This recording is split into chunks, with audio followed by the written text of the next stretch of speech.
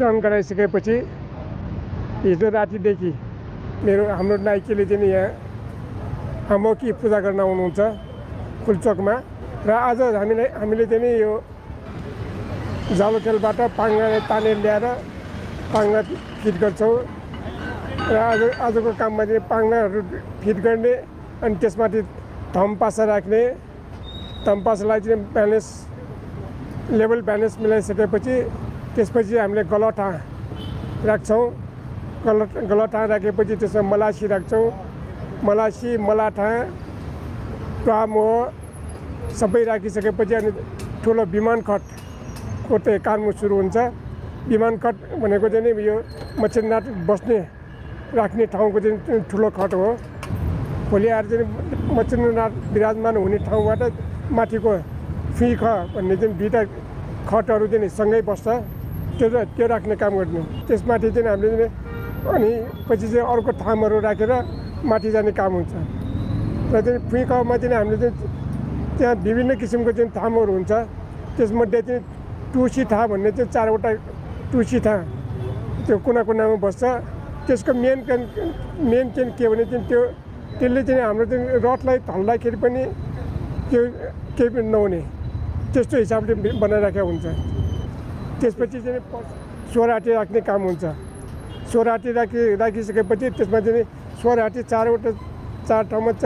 4वटा राखेपछि त्यो हातले गरेर चाहिँ त्यो रडको मेन बल पुग्ने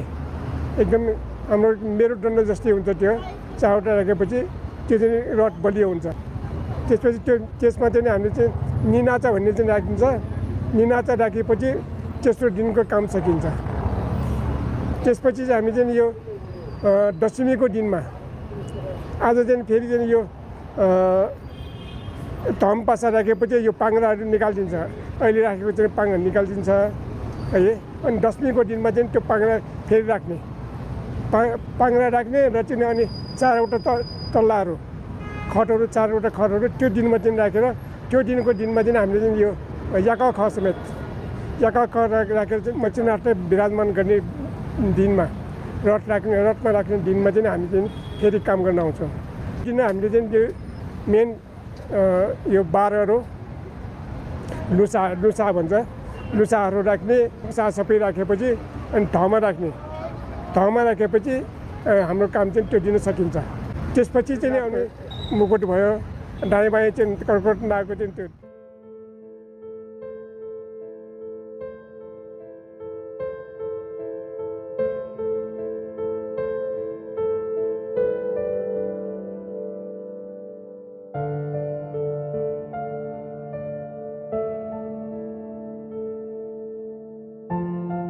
उठाइदिन्छौँ त्यसपछि चाहिँ 12हरूले काठको एसेम्बल गर्ने काम गर्नुहुन्छ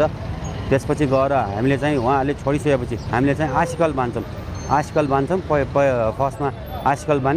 बाँध्न सकेपछि हामी च्योचा बाँध्छौँ च्योचा बाँध्न 8वटा च्योचा बाँध्न सकेपछि तपाईँको हामी गठामा बाँध्छौँ गठामा चाहिँ तपाईँको 8वटा गठामा बाँध्छौँ त्यसपछि बिचमा 4वटा फेरि झ्याठा गर्ने भनेर हामी त्यो गर्छौँ त्यसपछि गएर त्यो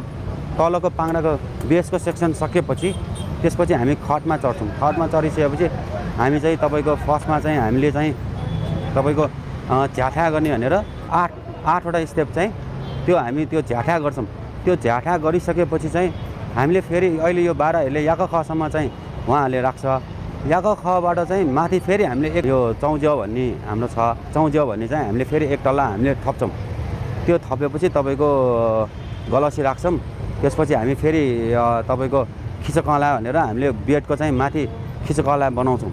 त्यो बनाइसकेपछि हामीले यो लसी 16वटा लसी राख्छौँ 16वटा लसी राख्छौँ अनि अर्को एउटा चाहिँ हामीले यो टानहरू राखेपछि तपाईँको खिचकलाहरू बनाउँछौँ त्यसपछि तपाईँको 16वटा लसी 8वटा लसी भित्र राख्ने 8वटा लसी चाहिँ बाहिर राख्छौँ त्यो सकेपछि हामी ग्वारबामा बनाउँछौँ ग्वारबामा बनाइसकेपछि ब्यामो बनाउँछौँ ब्यामो राख्ने त्यसपछि चाहिँ यहाँको पुलचोकको काम चाहिँ हाम्रो सकिन्छ यो ठाँ चाहिँ हामोकी है यो हामोकी यो चाहिँ तपाईँको 4वटा कर्नलमा यो हामी पहिला खाल्डो खनेर यो उठाइदिन्छौँ यो उठाइसकेपछि 12हरूले यो आशिकलहरू राखेर मिलाउँदै उहाँहरूले लेबलहरू मिलाउँदै ल्याउनुहुन्छ। उहाँहरूले त्यो लेबल मिलाउन सबै सकेपछि उहाँहरूले सोलरसम्म राखेर सकाइदिन्छ। सोलरसम्म राख्न सकाएपछि फर्स्टमा हामी चाहिँ के काम गर्छौँ भन्दा चाहिँ हामीले चाहिँ फी खचा बान्ने भन्ने हुन्छ। फी खचा भनेको अहिले त्यहाँ माथि छोपिसकेको छ, म त्यो पनि तपाईँलाई देखाइदिन्छु। फी खचा बान्छौँ। फी खचा बानिसकेपछि हामीले चाहिँ यो यथावतै रहने कारण चाहिँ बेडहरू धेरै चलाएको छ क्या यसमा। डोरी चाहिँ एकदमै कम चलाउँछ।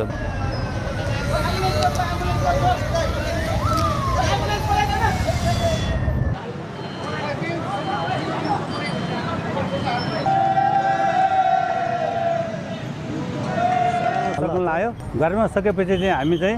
त्यो जपी हुन्छ। जपी भने चाहिँ पहिला चाहिँ डोरी बाने, त्यो हिजो लस राखेको बेला सबै बाने। डोरी बानिसकेपछि चाहिँ अब हामी चाहिँ जपी भने चाहिँ त्यो बेडको डोरी जस्तै त्यो लाम बानिरहेको छु अहिले चाहिँ। अनि एकछिन यो बेलुका चाहिँ भ्यामो लानले चाहिँ त्यो नसिए भनेको चाहिँ यो बाटो जस्तै समारेर बनाउने काम भइरहेको छ।